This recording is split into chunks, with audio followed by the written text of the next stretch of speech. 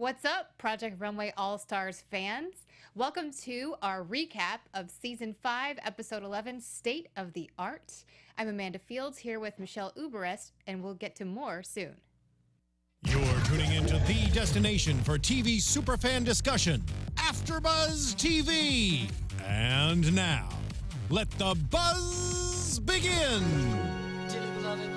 All right, as you probably have heard, the man, the myth, the legend, the artist formerly known as Prince has departed today.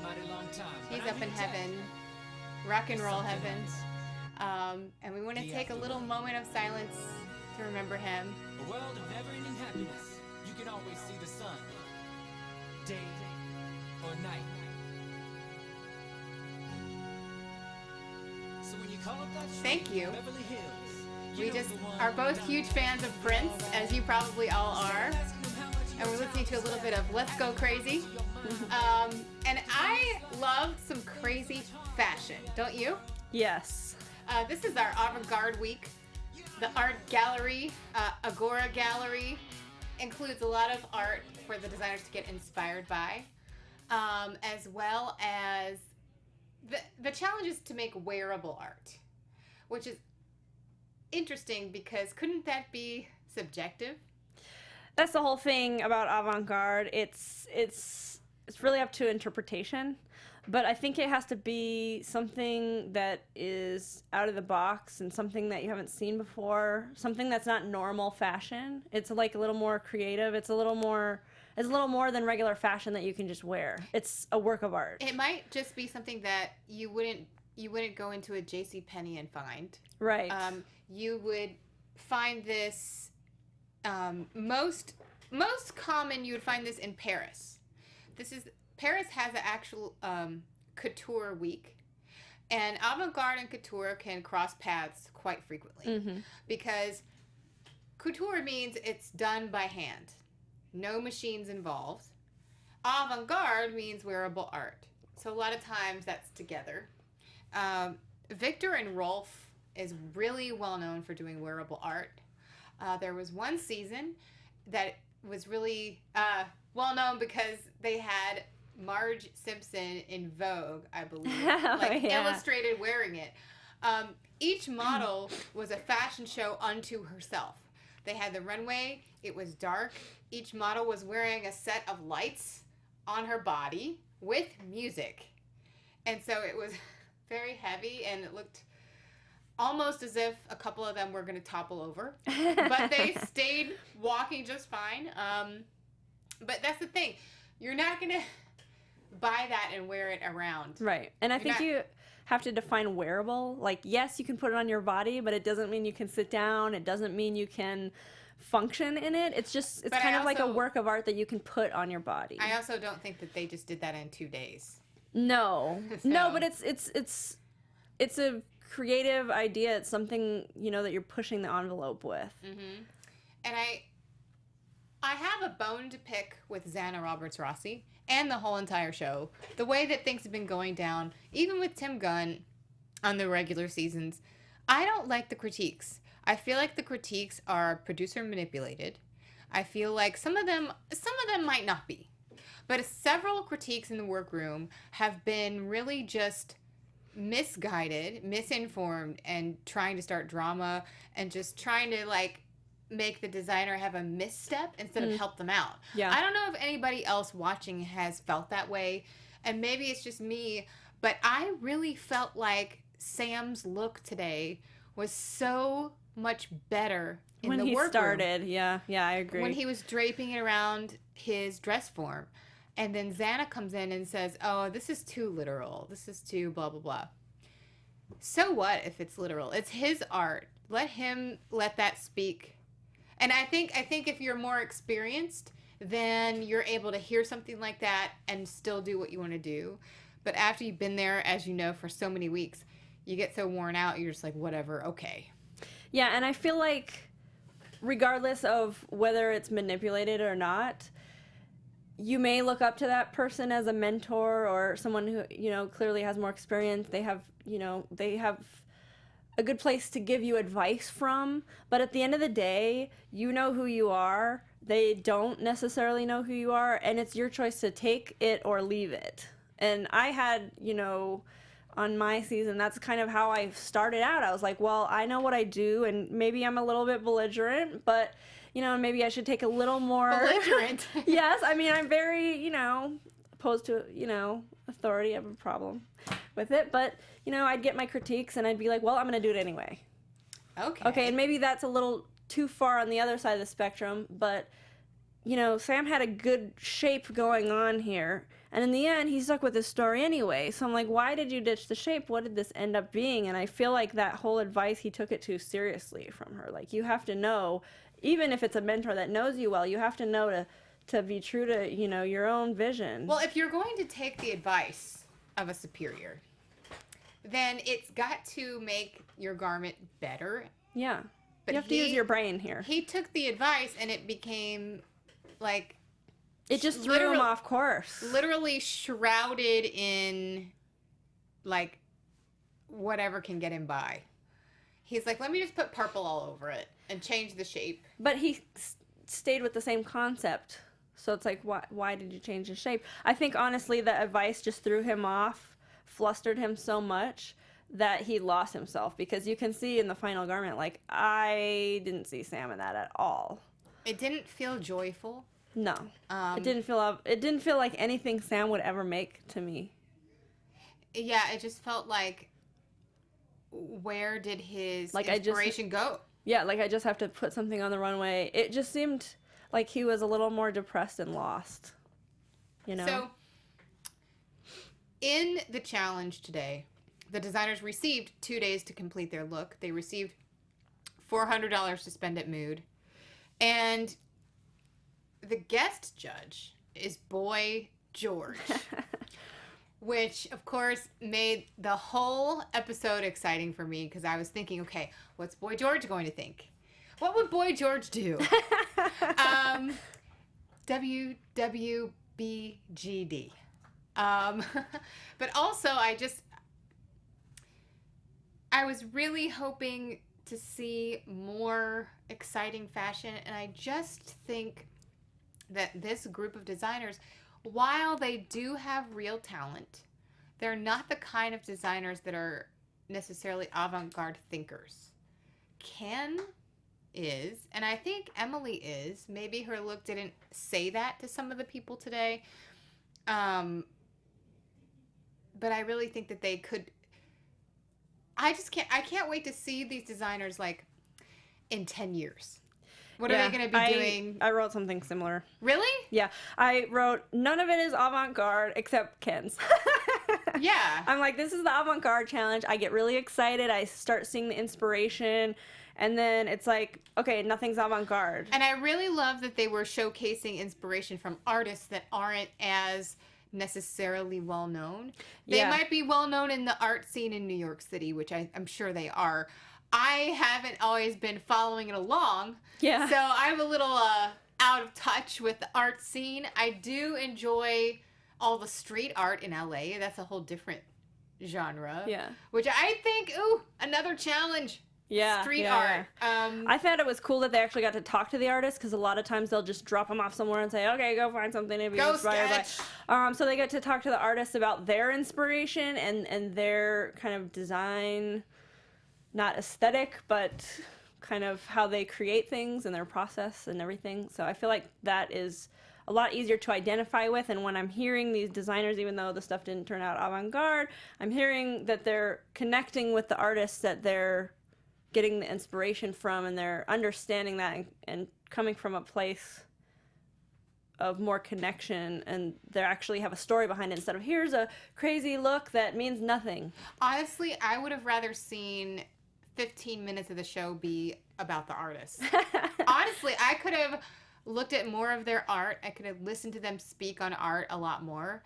I think a little bit of that education of fashion is lost in this show. Yeah. Because, I mean, yes, we see the process of the designers have an idea, sketch their idea, buy the fabric, put it on the dress form, sew it together, put it on the model, show it on the runway. It's kind of going through the motions. Like, we've seen it. We have seen it 14 seasons of Project Runway and 5 seasons of All Stars. A lot, yes. We know that that's what they're going to do. And we're, as an audience, I think we want to know. I mean, I've worked in fashion for a very long time, but I'm not a fashion designer. I'm still intrigued by that process. There's things that I never get to see. You know, I don't get to go shopping for fabric with the designers. Yeah. I don't get to see when an idea just pops into their head. Sometimes I get to see that as a fit model. When I see designers start draping fabric on me, which is really exciting. But each designer has their own way of getting that idea across. Right. And that, to me, like, I would love to know more about that on a deeper level instead of just this surface level. Well, and I think that's why we have such boring looks sometimes, is the design doesn't always come from a place of inspiration. It just comes from a place of, here's this challenge, do this, go through the motions, and that's how it is in real life too. It's like, we got to make stuff that sells. Okay, you're not really creative when you're working mass market. What if there was a season of Project Runway with no eliminations and no challenges, and just you get to create Make things. whatever you want. Well, not just whatever you want, but there has to be an end goal in mind, and there has to be a reason to make it. But I would like to follow along, perhaps, a team of designers as they collaborate for a successful design company. Maybe they've already made it, but you don't know their names because they're not the head designer, like Francisco Costa for Calvin Klein. Which, by the way, he just left Calvin Klein. Breaking news from a few days ago. What if they were working to design a clothing line? Yes. Like, that was the competition. No one gets eliminated, but at the end of the season, whoever came up with the best styles that would fit an entire line, their line gets distributed. I like that idea a lot. And I think different shows have hinted at that idea. Yeah. There was the show Launch My Line, which was short-lived, which I was on. And then there was another show called, the name is escaping me. It was on NBC with Jessica Simpson.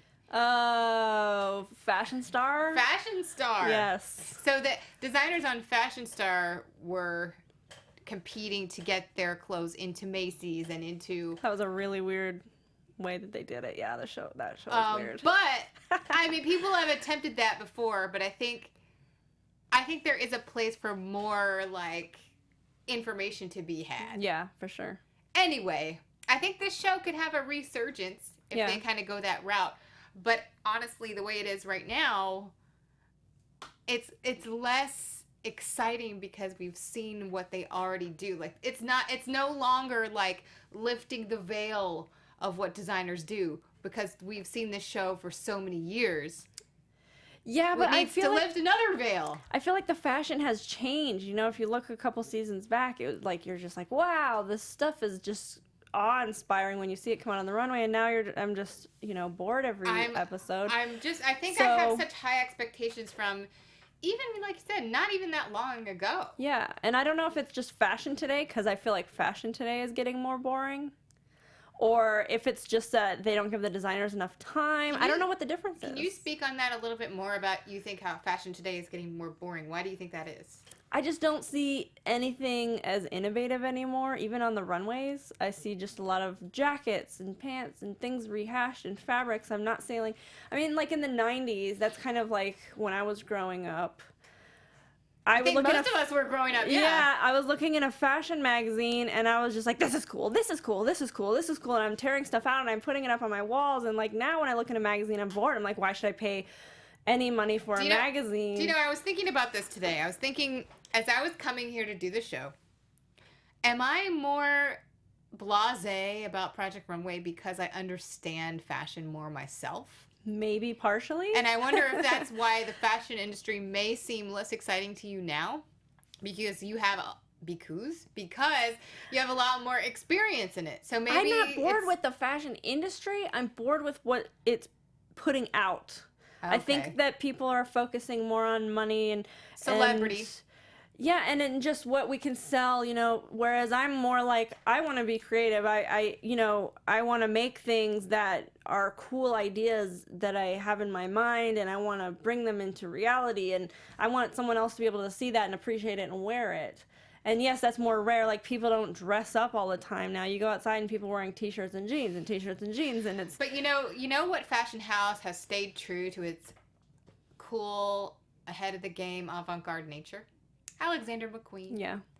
If you guys would love to see more avant-garde that's happening on the runway every year, check out Alexander McQueen, because his whole team of people...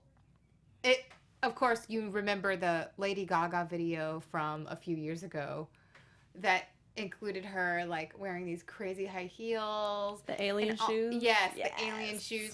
That's Alexander McQueen. So that's my favorite avant-garde designer, I have to say. I don't know. Who else would you think is your favorite? I love Gareth Pugh. Yes. He pretty much always does avant-garde. Yeah. Doesn't do anything else. But I mean, I just feel like we need more artistic vision in the fashion industry instead of, let's just mass market everything. And I feel like the high-end designers are doing the same thing. Well, I think there's two things going on. I think there is art in fashion still. There's still exciting things to be seen. But what is put out there more on social media, maybe, and things that we see on TV more often and red carpets are the things that you're saying are not as exciting. Yeah, and I mean, even if you look at the red carpet, like gowns. Okay, I'm wearing a yellow gown. There's no detail. There's nothing interesting. Right. Anyone can design this. What makes you a designer? Now I think there's this culture of celebrities not wanting to take too much of a risk because they want to please the public. They want to please their fans. They also want to please their Twitter and Instagram and Snapchat and Facebook and everything. So it's like, do I go outside the box? But not too much. I feel like it just makes you blend in. Hi, I'm wearing a strapless yellow gown. Like, it doesn't interest me. I don't remember you. I keep on scrolling. Oh, okay. Michelle Uberreste has spoken. So let's get to the runway. We will do our runway rundown. And tonight, they were showcasing the art that was their inspiration with the piece coming down the runway. The first look on the runway tonight is Ken Lawrence, and he created this gorgeous black gown that, aside from the headpiece, would not seem avant-garde. It would seem like a beautiful gown with some big sleeves. Mm-hmm. What fabrics would you say? It's hard to tell, and this is one of my critiques, is that it has to kind of be all black, because I feel like the feeling and the story, it's all black, but whenever you do black on the runway, on TV, you lose all these beautiful details, and I feel like I was picking up some leather and some tulle or something sheer, and then I would like to see this in person. Yeah, because I feel like there was amazing things going on, but I couldn't really see what all of them were. Neither could the model. She couldn't see either. I really love the use of color and in the cosmetics that the model was wearing. I thought that was very smart collaboration between Ken and the makeup artist. I enjoy the dress. The headpiece is very cool, and I like how he was talking about it's just a sliver of hope. Yeah. So I love that he was able to create his artistic vision into the look. And it is more avant-garde than some of the other pieces. It's the most avant-garde thing on the runway. Yeah. This is something that I feel I'll like even more in the more photos of it that I get to see. I think this would photograph beautifully, especially if you're doing a close-up with that around the model's face. Like, that would be good lighting. That would be such a great editorial shot. Definitely. And I could definitely see Sia wearing this. She only wants to get a hint of her face when she performs. So, and I like that Boy George was saying that it's totally Grace Jones. Oh, yeah. I can kind of see that, too. Yes. So, just when she turns to the side. Yeah. What were your other thoughts about Ken's look? I saw him working on this cage thing in the workroom. Where did that go? I don't know if he scrapped it or if it was there and I couldn't see it, but I wish it would have been on top. He had like a cage neck piece and a cage waist piece, and I thought they would have been kind of cool to add to that, so I was sad I didn't really see that. Maybe he couldn't decide if he wanted that to be the focal point or the sliver of hope neck headpiece. I mean, I guess he went in the right direction then, but I still liked that idea. And then I gave it an 8.5. Oh, I said 8, so yeah, same page. All right, next up we have Emily Payne, and her piece, included some bright colors that spoke to her, and it was another artistic woman face, and I believe that this artist was talking about how she really believes in women's empowerment, and Emily really resonated with that, being a powerful woman but still feminine, in touch with your femininity. Yeah. And so I like what she did with her dress. I personally like this way more than the judges. I think that it doesn't have to be attractive when it's avant-garde, because avant-garde should be wearable art, as they have been saying again and again. This is wearable art. Avant-garde is never supposed to be just like sexy. Or like in your face, I'm a babe. It doesn't have to hug her curves. This is something that, so what if it makes her look a little bit wider? The judges did say that they wanted it to be even more big and exaggerated. And that's the one thing I agree with. Not necessarily about the shoulders, because we've seen a lot of big shoulders and that's always good. Hello. I love it. But I think the cables could have been even thicker. I thought the cables should have been more integrated. Like, I feel like she just like, I'm done. Like, I don't know, for 2 days, I love the shape of the dress, but the cables look really sloppy and studenty to me. Yes, studenty, exactly. Like, they could have been woven in a more interesting, intricate manner, and then I would have loved this much more, because that would have made it look a little more technically advanced, relevant to me. Yeah, like, it just looks a little sloppy, but I love the idea, and I would totally wear this. I love the colors. I think there was a missed opportunity to have the color be the louder, avant-garde part, to speak more. Yeah, because I think if the pink and blue had gone like all the way down past the bottom of the hem. I think it's just the form of it. It just looks like she just twisted them and then I'm done. Like, it was missing something. Yeah. Speaking of missing something, we have Sam. Oh, and Emily, I gave her a 6. 5. Okay. Sam Donovan, we were talking about earlier in the workroom, had such a better shape, in my opinion. I mean, everyone's entitled to their own opinion, but I really, really felt that he was onto something great, and I liked how he was painting the fabric. I didn't care if it was too literal to be a rainbow. So what? He painted the fabric. He created the textile. Yeah.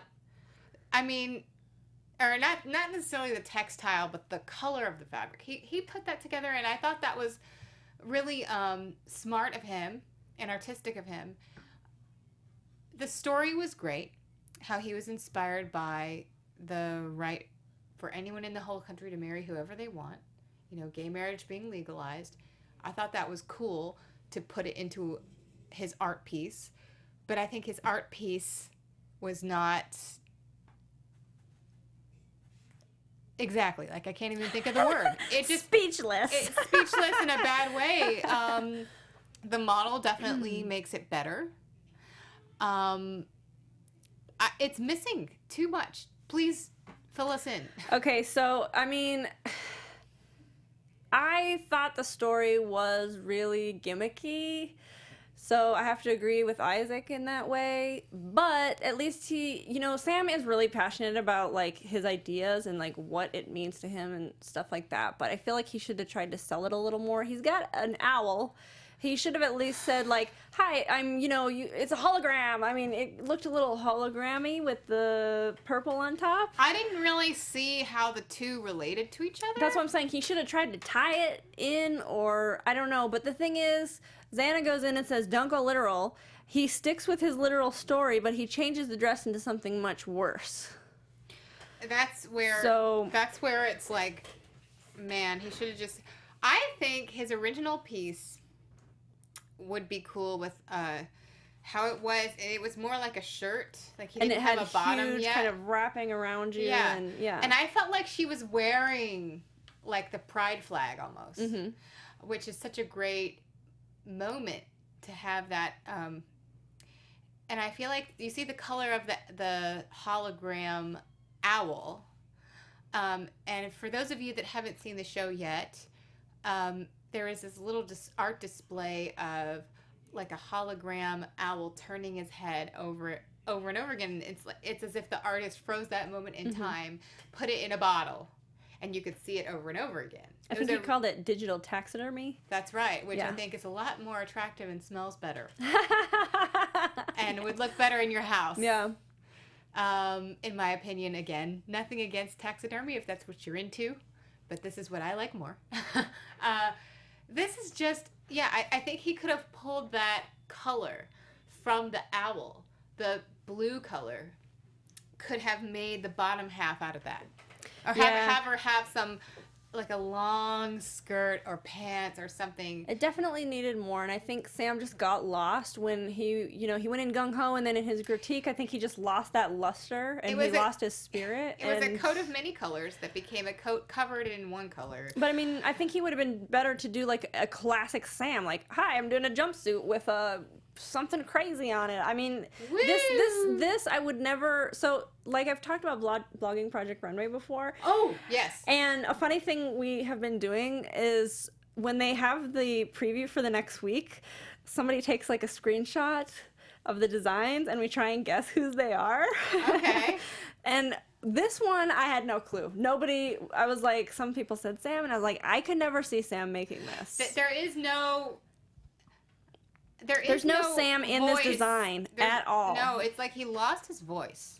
And we're saying all of this about Sam because we truly love Sam and his designs. So when this came out, we were both like, what?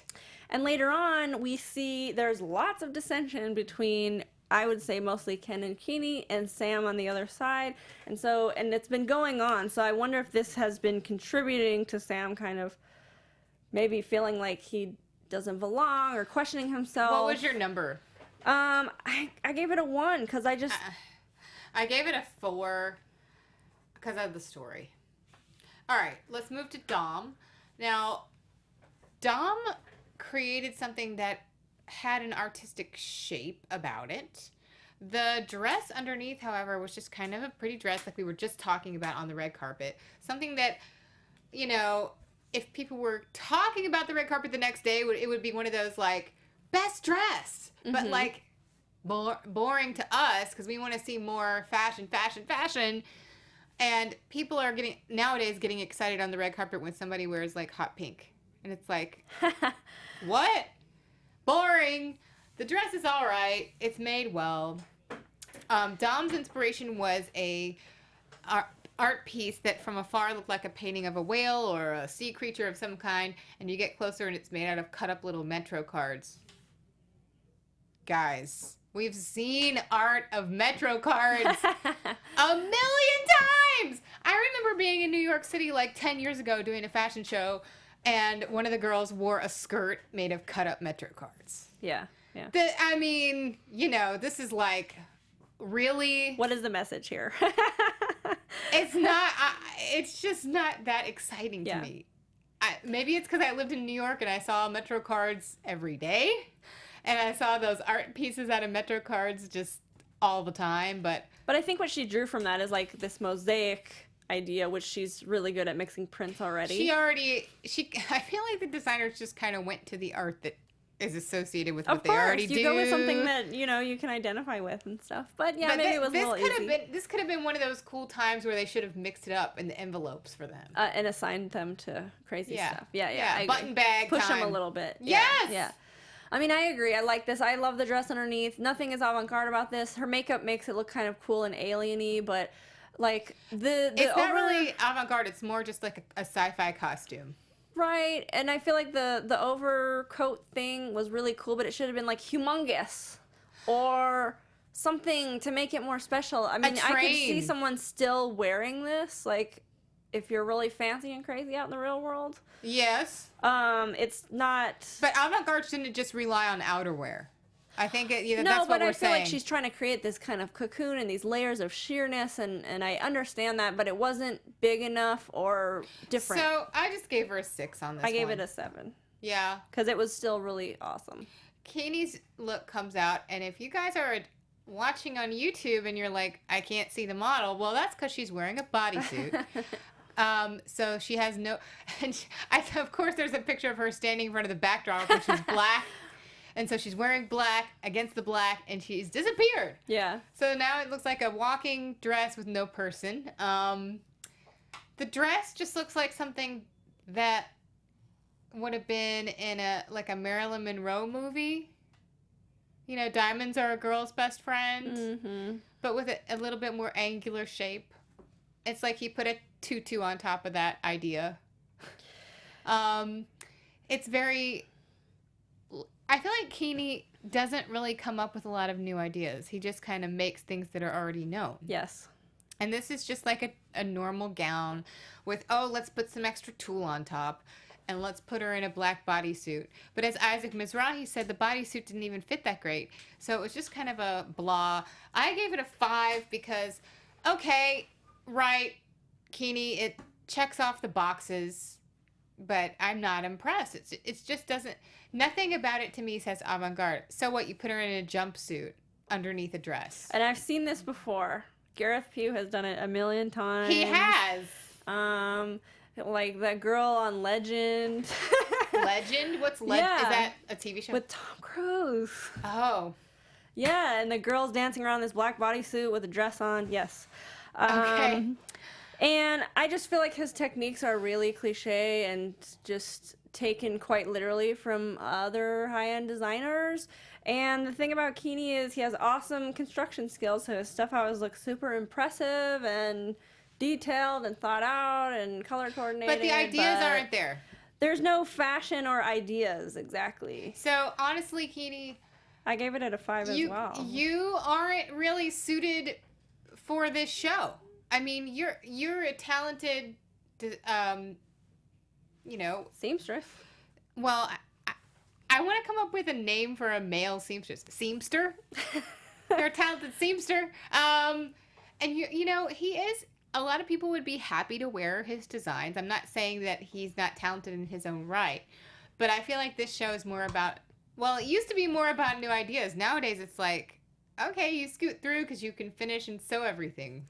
But I feel like Keeney thinks he's really good because he can, pull off the construction detail. But compared to the other designers, Well, he is good at the construction detail. Yeah, but that's not what this competition's about. I feel like we've seen all this stuff. It's dated, and he pulls that, and he thinks that makes him good. Maybe Georgina Chapman and Isaac Mizrahi just want to hire him and just be like, okay, fine.